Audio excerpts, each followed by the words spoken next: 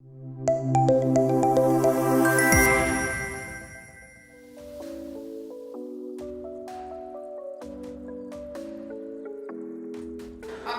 research-based learning, skill development and multidisciplinary approach.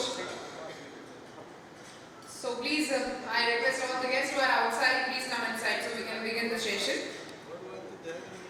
And now I invite our very first, our panel moderator on the stage, Dr. Amit Ganatra, Provost, Parul University, Vadodara.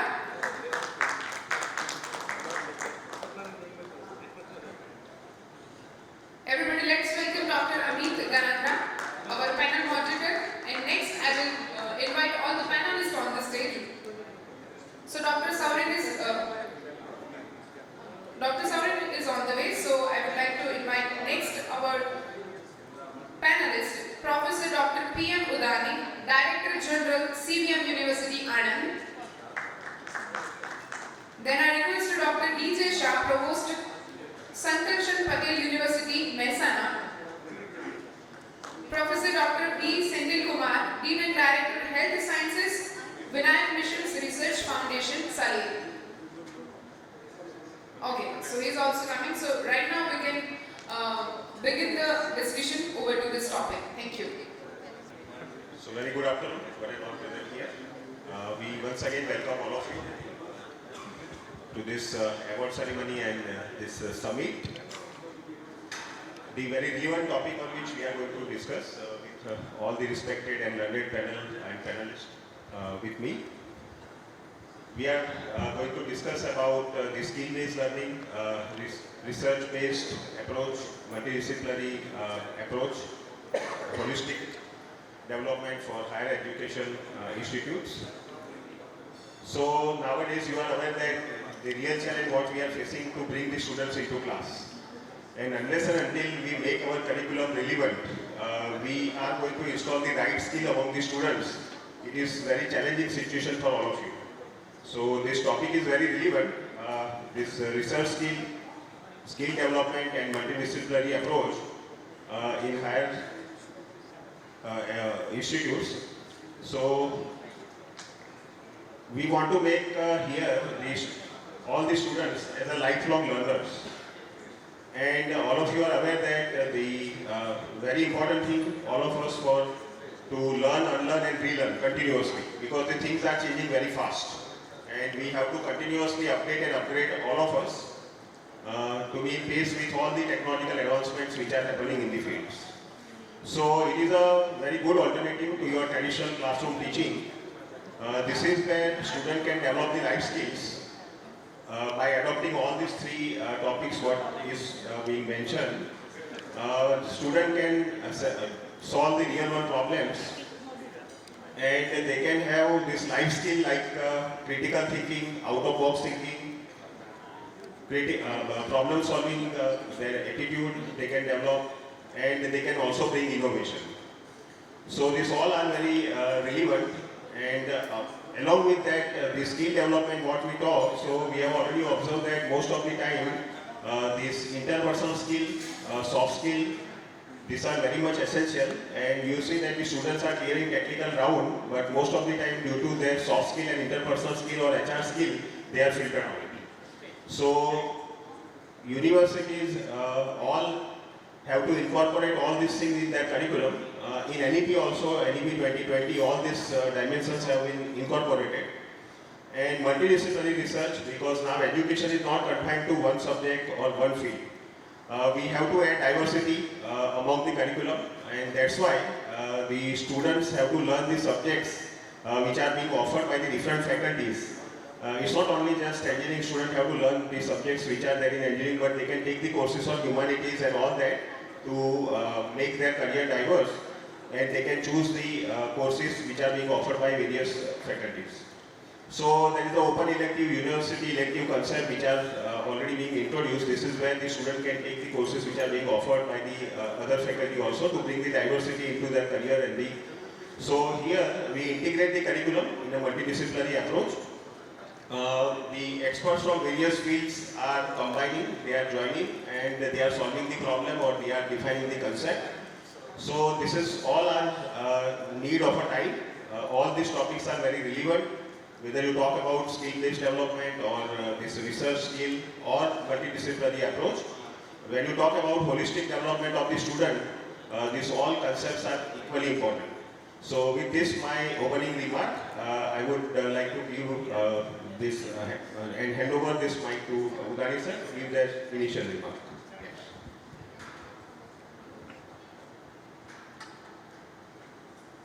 Hello everybody. Remarks made by my colleague made it very clear. Research-based education is demand of today. I spent 30 years in ISRO, so what is the importance of research is known very well. Another component of the today discussion is multidisciplinary kind of a curriculum design. The last component is a skill. So what is today happening, we don't have a balanced kind of a curriculum structure. We have a theoretical classes, we have a lab, and then task is over. Ideally what it should be, 30 to 35% can be a classroom teaching, another 30 to 35% can be the lab, which is as per the curriculum. Examination also will be standard, lab practices also will be standard. So that sum up to 65 to 70%. 30% we have to give a freedom to the student and faculty. It can be startup activity, it can be innovative activity. So there is a freedom to be given to the student and faculty for 30%. That is the first criteria. So that you have balance of classroom teaching, you have balance of the laboratory sessions, and finally you have startup and innovation. So startup and innovation activity has nothing to do with curriculum. It is beyond the curriculum. And you can assign a problem. That problem can be solved in a semester time frame, can be solved in a 2-semester time frame. Even after graduation, it can be continued. That is one component, my input for this topic. Another component would be teaching method, whether it is a research-based learning or a classroom learning or a blended learning, comes little later in my opinion. First of all, you have to design a program which has industry relevance. So what is the program title? What programs you are designing? What is the acceptability of the program in the recruiting agencies, in industry? One example I give you. At CBM University, we have a program, Surface Coating Technology. Entire 2 years, we are teaching how paint is prepared. Another program I tell you, that is Industrial Hygiene and Safety. Entire 2 years, students will be learning what is the industrial hygiene and safety. We have a safety standard in the country, but we do not have a hygiene standard in the country.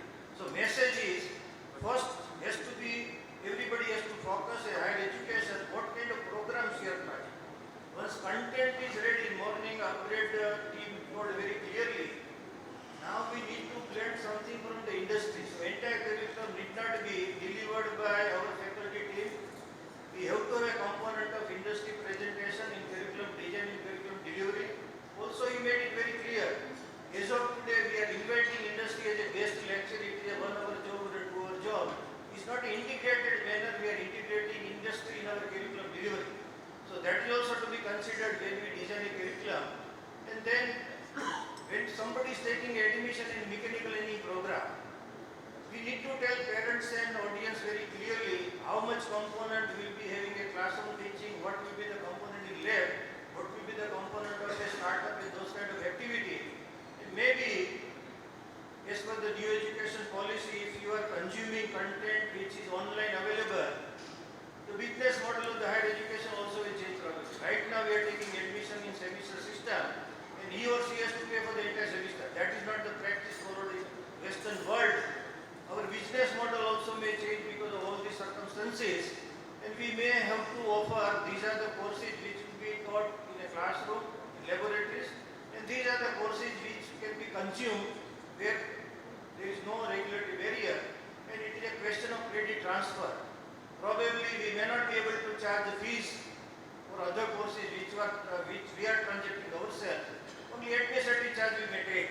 So these are all compulsory, but that is now demand driven, and we have to improve accordingly. I give one example. I am interacting continuously with the student community. Since last I joined academic in 2013 after 30 years of experience at ISRO. But this is a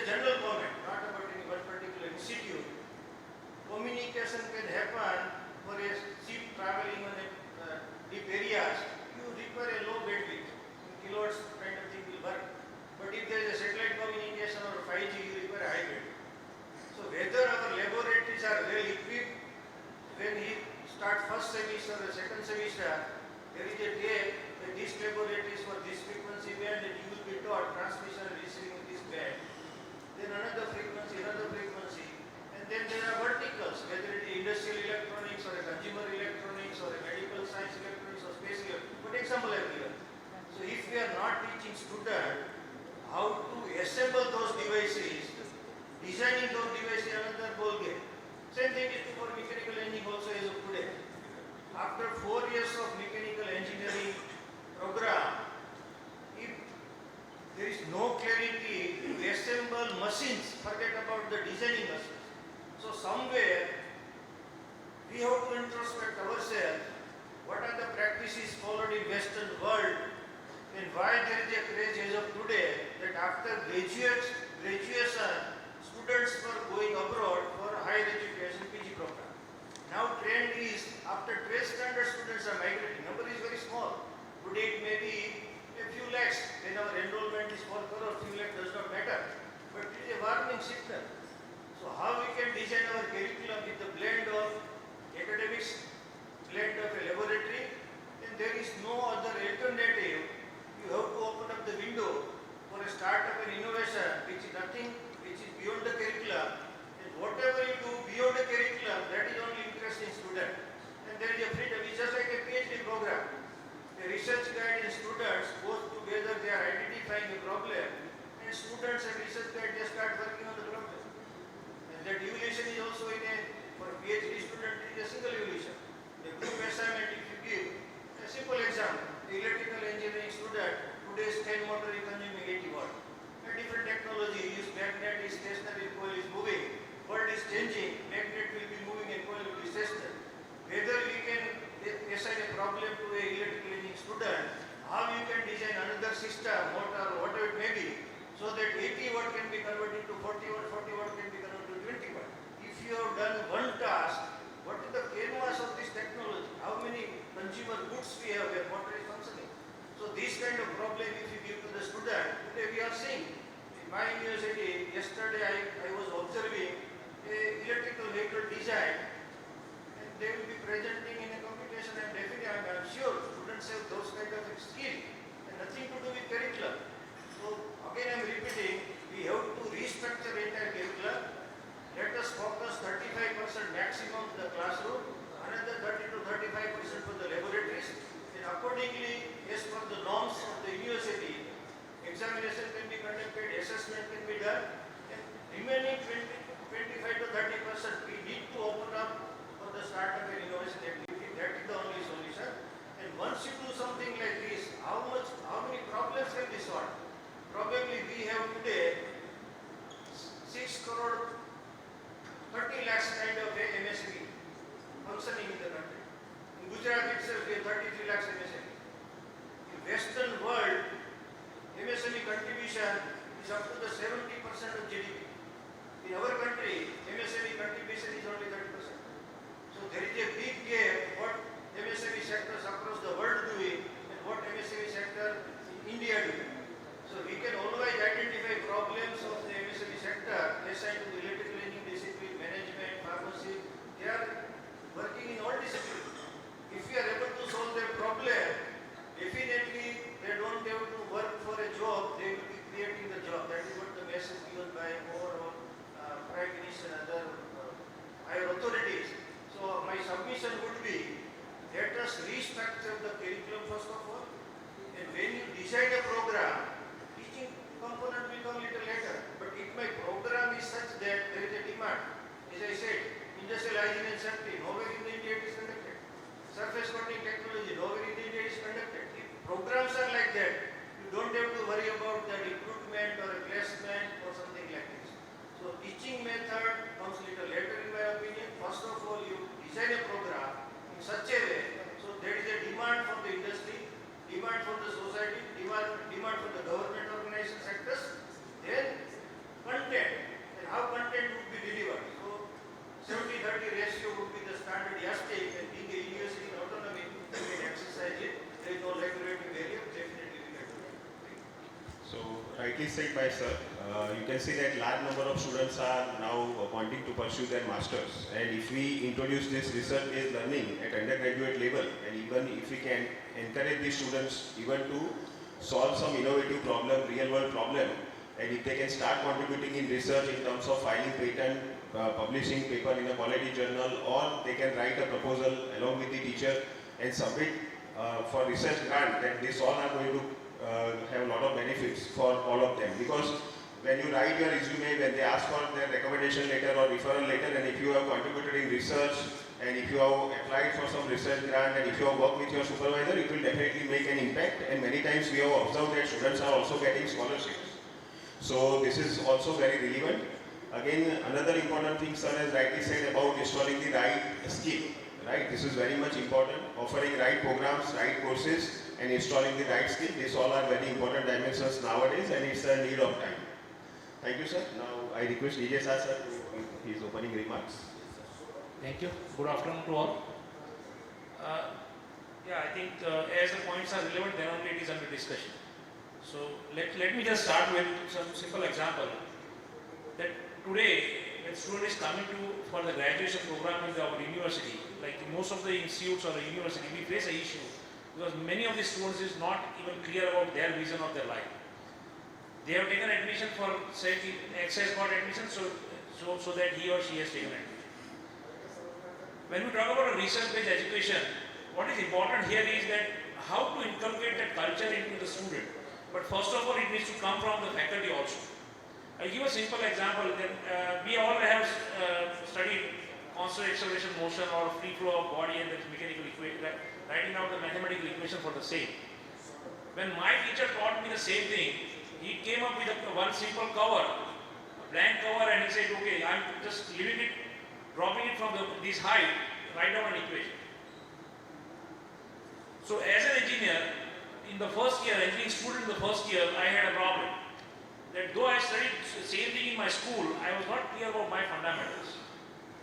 Now here if my teacher is explaining me how to initiate those things and then how to search topics related to this in the libraries, in research journals, then that has helped me a lot to understand the fundamentals. And if I am clear on my fundamentals, at least I will be able to build over that. Another issue that right now that we are facing in the system is that our syllabus are well defined. Everything is lined up. We don't have any innovation in delivering or in designing our content. We all talk about research and innovation, but creativity will not come with the bindings. For all kind of creativity or innovation that we want to bring from the student, we have to give them some freedom. So already Udani sir has rightly said that we have to have a syllabus in a way where 30% syllabus is there which is referring to the fundamentals of all principles of physics or the physics and maths and whatever we need or depending on the stream. But over and above that, we have to have some freedom for the student to think differently. Faculty has to go to the industry, find out what kind of problems they have. We attempted recently in our Mehsana district, we attempted various MSMEs and tried to find out what kind of issues that they are facing in terms of the current products, in terms of designing new products as well as maintaining the current products. And based on that, we summarized certain things and we started helping them. Now students who are involved into that, they have been definitely recruited by them, but that is not the only reason. So MSME, we have to strengthen the MSME in the country. Probably we have to look at their problems first. And then it should be a clear understanding, because in Gujarat what we say, Mahareshu and Marushu. And because of this region, neither industry is coming up in front or neither institute is coming up front. If institute search day one that I have an expert faculty, PhD faculty in this particular domain, and he or she is ready to give the services, how much you are going to pay for them? Instead of that, if we approach them, let us give your problems, we are ready to give a solution. If you are satisfied with the solution, you pay for us. So probably we have to think differently in bringing industry into our campus, and then probably we will be able to involve them in conducting lectures, in exploring the various new domains in the industry. Skill, yes, it is important.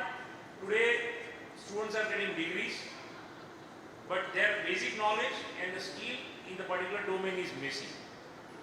Skill also includes the soft skills that required as well as the soft floor related skills, because if I am not aware about what is going on in my complete plan or even in a shop, then how are I going to give support to my subordinates, my managers? And if I am failing to do that on a shop floor, they know that I am lacking the knowledge in this particular domain. So even if I am an engineer, I am a designer, I fail to provide the proper guidance or inputs to the shop floor guys, and things is not going to work. So probably on a research-based learning side, we first have to think differently on framing our content. Second thing what we need to think about is look at the futuristic requirement of the industry and then frame it in that 30-40% syllabus that we want and give that openness to the student as well as the faculty. Third important thing that I need to, I believe is that faculty has to be at par with the industry requirements, because only defining a syllabus or a content with the industry is not going to help. We have to have the people who can deliver those kind of things to the student, because their faculty is a key person in this complete scenario.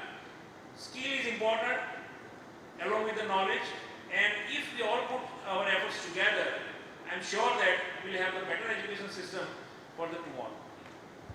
So again, sir has rightly said, and focus on industry-institute interaction.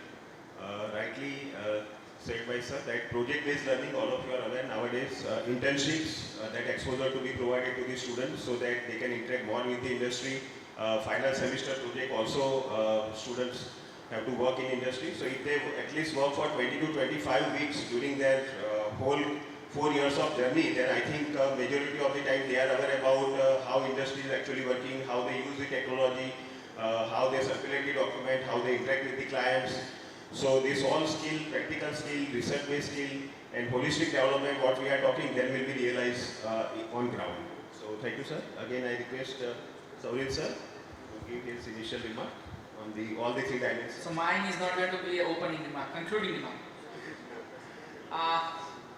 Good afternoon, everyone. Since I am the 4th person to say about this, probably it's going to be a summary of the common comments given by every speaker here, every expert here.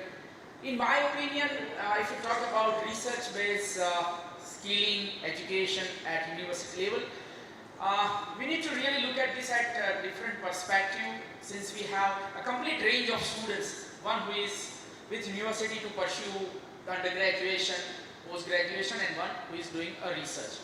It is little too premature stage to expect a research-based output from the students who have joined a university for undergraduate and postgraduate program, because all of us, I think most of us sitting here are already doctorate into our own field, and we know what perception we had when we were not PhD. So, our target should be focusing on allowing students to do interdisciplinary research. Since we are a university, we have multiple programs.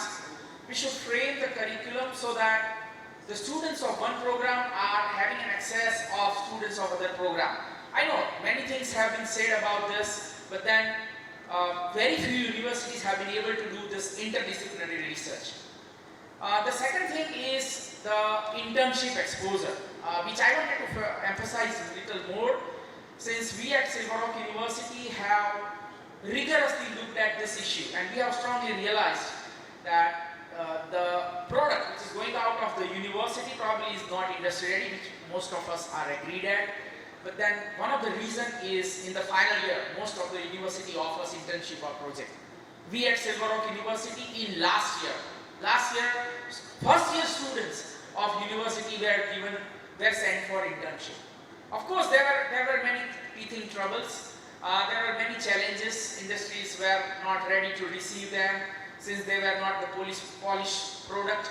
We also felt regretted that we did not give them enough grooming before they were sent to the industry. But then gradually, in last 1 year, we have been able to, receive good response from industry. And most of the industry who have become partner to us have appreciated this. Because, there is a possibility that the student who is doing an internship with that company is going to continue for next 2, 3, 4 years based on the program he or she is enrolled with. And then it may happen that at the end of 4 years of the journey, they may find their employee from that student. Also, this is a journey of the student where he or she also understands the policy and philosophy of your company in which they are working. So it's going to be very important if you expose your students at early stage of their education for internship programs. And lastly, everybody says, and all of us in fact try to see that the curriculum has to be industry ready. Most of the universities are empowered to update their curriculum, but the reality is, if we ask our own self, how frequently, how fast we have been able to bring this change into curriculum. Saying is very easy because there are a lot of challenges subsequently followed by the teaching part of university. Faculties are not going to be ready. As Sir has said, the laboratories are not equipped. But then together, if we can work properly, we'll be able to address this. So I think this is something, a topic on which we are discussing is something which is need of an hour, because today we are talking about mass. But if you wanted to produce class out of university, class students, class product, probably these are the issues which are going to be discussed today into this panel. Thank you for inviting. So, Sir has focused about academic enrichment, and again rightly said that curriculum revision should be frequent. Okay, so we should enjoy our autonomy and freedom as a private university, and we should not wait that one cycle should be over to reframe and redesign and remodel our curriculum, right? So if we find that relevant things have happened, and if, based on that, if you want to change the curriculum, we should adapt it very fast. So thank you, sir. Again, I request Sendilkumar sir to give his remark on all the three topics: research-based learning, skill development, and holistic development.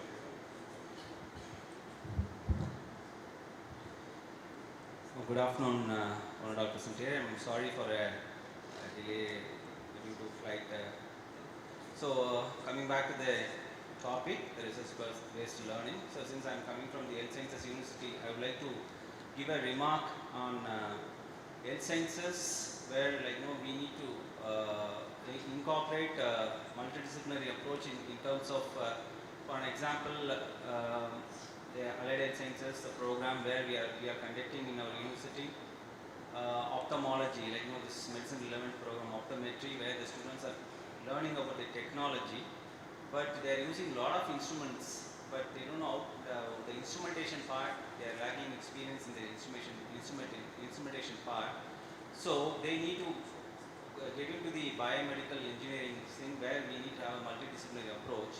So where we need to have both ophthalmology or optometry. In regards to the biomedical engineering, we need to incorporate that biomedical engineering one part of curriculum, where the students can learn both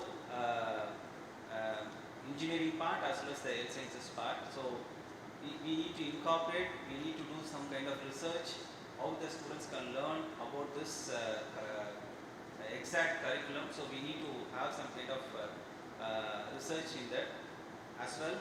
We need to have a multidisciplinary approach in every field. For an example, in ophthalmology department, we are having we are teaching the students in virtual reality, where the students will come to know what exactly that pitch, and how they are going to examine the patients, how they are going to examine the things. They'll come to know that virtual reality also. So we are giving VR courses also, and we need to have industry academia interface, not only in engineering field. We need to have industry academia collaboration in terms of health sciences stream also, because nowadays students are not going out and they are not only placed in hospitals, they are going to place in some MNC companies also. So they need to have what industry expects. We need to have industry academia collaboration. We need to focus on and skills. So obviously, the students should have skills, not only in soft skill. Students should have all skill-based learnings, and even the National Skill Development Corporation of India, Government of India, is coming up with the skill development programs, where they start from level 4 to level 10, where from the basics they'll start and they'll go get into the advanced level. Same way, maybe in coming session they'll be talking about the national education policy also. In that also they'll be coming up with a platform where the students can do certificate, diploma and degree. Maybe later on I'll talk about the skill development courses also. Thanks for the opportunity. Thank you, sir. So again, sir has focused on when we talk about multidisciplinary approach, it should be realized in your curriculum also. Based on that, students should start working on projects for this multidisciplinary work, as well as research should also happen in a multidisciplinary areas. So you see that nowadays PhD people are doing where you require the more than one field's knowledge, and this is where we have a supervisor and co-supervisor, both are assigned to a research scholar. So this is where we have to ensure that at curriculum level, this multidisciplinary courses should be offered. Multidisciplinary project must happen between teachers as well as among the students. At the same time, research should also happen, which is of multidisciplinary in nature. Next important thing is now we are going to realize NEP 2020. Most of the universities have already started, and our first discussion was based on that. So sir, if you have to incorporate holistic development, multidisciplinary approach and research-based learning, what challenges according to you we may face when we have to practically realize all these things according to you? Yes. Entire NEP is a big canvas, and as of today we have a maximum in any university, in any institute, maximum number of students we have in IT and CS discipline. So that is the big mass we have. And on the other side we have a large number of faculty team also. So where we should focus? We should focus first of all in IT discipline, CS discipline, and what is demanded from universities and industry, and how world can be served from Indian soil. I'll give one example only. Once 5G will be rolled out, you will have a tremendous kind of data for health sector. Whether it health sector or agriculture sector or energy or transportation or telecommunication, massive data would be available. Now with this kind of data available, what are the research possibilities? If I have to do research in mechanical engineering, there is a capital investment. If I have to do research in a telecommunication or electronics, there is a capital investment. But as such, there is no much capital investment required in a data science, and government portals are giving data free of cost. So once you have machine learning algorithm, data is pumped in, and algorithm is improved. After some time, even if you have data, there is no improvement in algorithm. So machine learning journey is ended, and then it is converted into AI tools. So what entire world wants, and one quotation I remembered from Mukesh Ambani's speech, because he is the vehicle driving 5G and other telecom operator. So India has to export AI tools. Industry will do if you will not do it. So all our team, because in any university, any institutions, out of 15 lakh students in a AICT program, 7.5 lakh seats are remaining vacant, and whatever seats filled up, big canvas is CS and IT only. So whatever bus we missed in core engineering, that should not be missed for IT and CS. So every institute, every faculty, every student should collect the data, is available in government domain, prepare your ML tools, test it. Once it is frozen, there is no improvement possible. It is converted into AI tools, and country wants maximum AI tools to be exported from Indian soil. That should be the feature. Yeah, so I think regarding the challenges for the NEP implementation, probably see NEP talks about education from anywhere. So student can take a course from anywhere, but again important is the validity of credentialing. One is a credential of the course that student has conducted, done from other university, as well as the credentials and then credit map. This is going to be another challenge. So probably the use of technology at a larger scale is definitely going to help, but there needs to be understanding among the universities on various topics. Then only the credentials as well as the credit mapping can be done, and that becomes, if that can happen, then probably a lot of things can be implemented very soon. What are the benefits of multidisciplinary approach? Saurin sir, you can just throw light on that. If we adopt that, which are the benefits teachers are going to realize, students are going to realize? Well, obviously, if multidisciplinary approach is applied, their vision about looking at the thing is going to be different. Until now, probably we were all considering data mining or MLAI is something which is a domain of computer and IT. And now everybody sitting in this auditorium, I believe everybody knows that it's no more only a domain of computer IT. Even people from civil and mechanical engineering are also equally apply to, can go deep into this particular domain. So interdisciplinary is obviously the key word, but the challenges are going to be many. In my opinion, the openness of the faculty member. Because most of the time, I'll be a little conservative here, most of the time those who have decided to make their career into academic, probably they have divided themselves into certain domain, that I belong to this particular domain. And until now, most of the research was done accordingly. But now with this NEP into picture, there are rules and regulations, there are provisions where students and faculties are allowed to go deep into, to pop up into the other domain, other areas, and definitely this is going to give altogether different vision to the faculty members. In my opinion, it is until now it was very limited, but now the horizons are very wide. Regarding NEP, as well as you just also mentioned about challenges if you have to really implement this National education policy says we can have a dual degree program where we can the students will take up a 2 degrees, different degrees, where maybe for an example the health sciences technologist, or maybe allied sciences or nursing or pharmacy graduates can take up which is not comes under the council. Probably they can take up one more degree program relevant to the engineering side. So probably the students once come out from the college, probably will get a dual degree.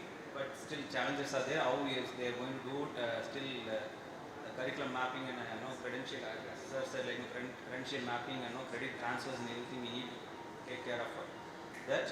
As well, that exit program is there. The students wants to come out from the program. Probably for 2 years we can give them a diploma, 3 years we can give a degree, 4 years we can give a honors, where the students can take up either diploma, degree or honors program. Then you can come out, you can do the exit, maybe you can join another program relevant with technology. So that multidisciplinary approach is maybe once a NEP implementation is done, probably the students will have a very good exposure towards multidisciplinary. I would like to give one example about the multidisciplinary approach in health sciences. As I said earlier, you can take up numerous research where you can involve the technology along with the health sciences. You can involve the physics, arts and science. You can involve with the health sciences, and one program called sports sciences, where you can have a multidisciplinary approach of you can involve the physiotherapies, you can involve the allied sciences, you can involve the engineering department. So the sports sciences program itself called as a multidisciplinary approach, where we are offering the program. So I think the multidisciplinary is coming up, and it will give a good boost for the future education. Thank you. Any question from audience? As we are running late, otherwise we have a number of questions. But anyhow, we are cut short in it. Any question from audience? If any question is there, we are happy to answer. On multidisciplinary approach, holistic development, skill-based learning, research-based learning.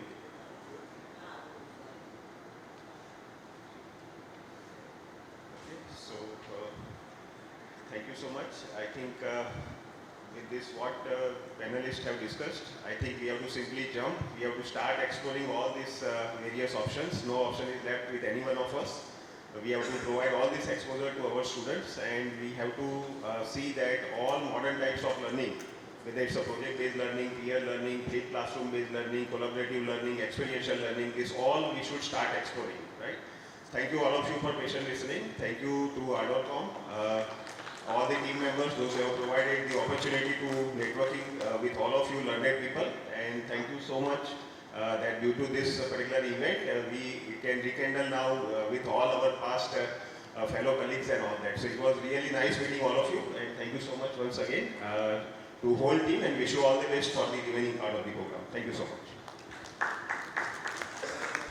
Thank you so much. I request all of you to be on the stage, and I request to Dr. Amit to present a certificate of appreciation to all the panelists on the stage.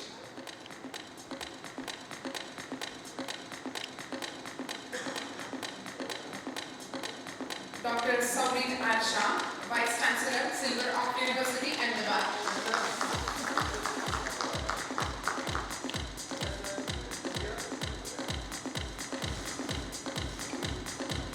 Professor Dr. B.M. Udani, Director General, CBM University, Anand University.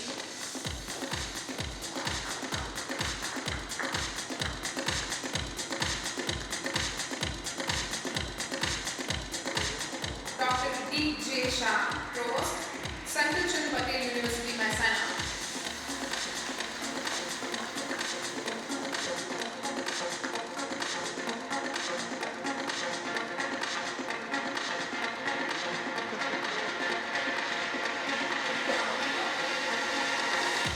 Professor Dr. B. Sendilkumar, Dean and Director, Health Sciences, VinayakaMissions Research Foundation, Salem. And I request all the panelists to present themselves.